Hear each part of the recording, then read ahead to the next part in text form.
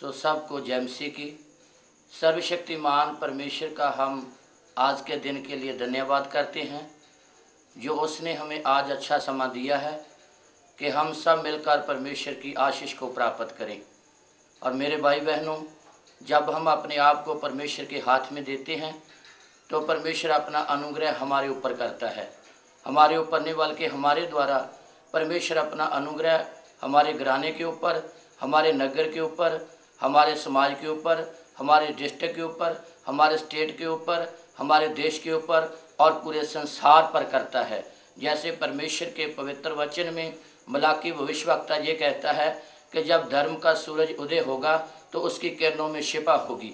और इसलिए मेरे भाई बहनों, जब सूर्य चढ़ता है, उदय होता है, तो सारे संसार को रोशनी देता है। वो एक घर को नहीं, वो एक नगर को नहीं, वो एक घराने को नहीं, वो एक देश को नहीं, बल्कि पूरे संसार को रोशनी देता है। इस रीति से जब हम परमेश्वर के पवित्र वचन को अपने जीवन में रखेंगे तो सर्वशक्तिमान परमेश्वर जैसे सूर्योदय होता है तो सारे संसार को रोशनी मिलती है। इस रीति से परमेश्वर आपके जीवन पर अनुग्रह करेगा और आपके द्वारा सारे संसार को आशीष और बरकत देगा। जैसे भविष्यवक्ता यशायाह भी कहता है कि ये कौन है जो बादलों की मानंद उड़ते हुए आ रहे हैं।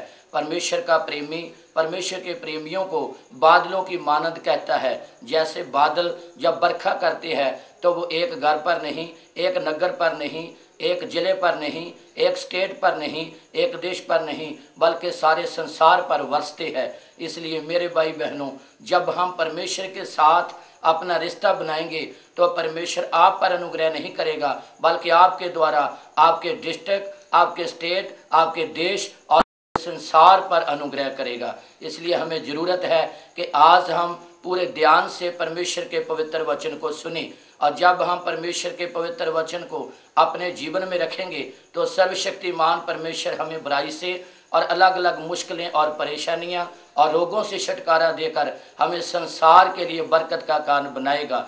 इसलिए हमें पूरे ध्यान से परमेश्वर के पवित्र वचन को सुनने की जरूरत है, क्योंकि परमेश्वर का पवित्र वचन उस बरखा की मानद ही है। जैसे जमीन पर बरखा होती है तो जमीन पर खुशहाली आ जाती है, इसी रीति से जब हम परमेश्वर के पवित्र वचन को अपने जीवन में रखेंगे हमारे जीवन में भी शांति और आनंद आएगा और हमारे घर और घराने और समाज में और देश में भी परमेश्वर अनुग्रह करेगा। इसलिए मेरे भाई बहनों, आज भले हमारी कितनी भी मुश्किलें और परेशानियां हो, वो सब का हल करने की सर्वशक्तिमान परमेश्वर समर्था रखता है। शर्त है कि हम परमेश्वर के पवित्र वचन को अपने जीवन का आधार बनाएं।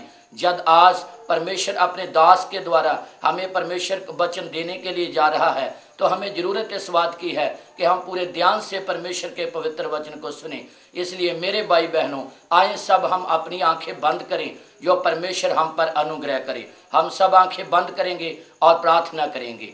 सर्वशक्तिमान पिता परमेश्वर, आज के दिन के लिए हम आपका धन्यवाद करते हैं। जो आपने हमें अच्छा और सुंदर समा दिया है कि हम सब मिलकर आपकी आशीष को प्राप्त करें। महान पिता, आपके पवित्र वचन में लिखा है, यहाँ 2 या 3 वहाँ मेरी उपस्थिति है। महान पिता, आज हम आपकी हजूरी को महसूस करते हुए हम चाहते हैं कि आपका अनुग्रह हर एक भाई और बहन पर, बच्चे और बुजुर्ग पर, जो भी सीडी को देख रहे हैं और सुन रहे हैं, सब पर का बहुतायत से आपका अनुग्रह हो।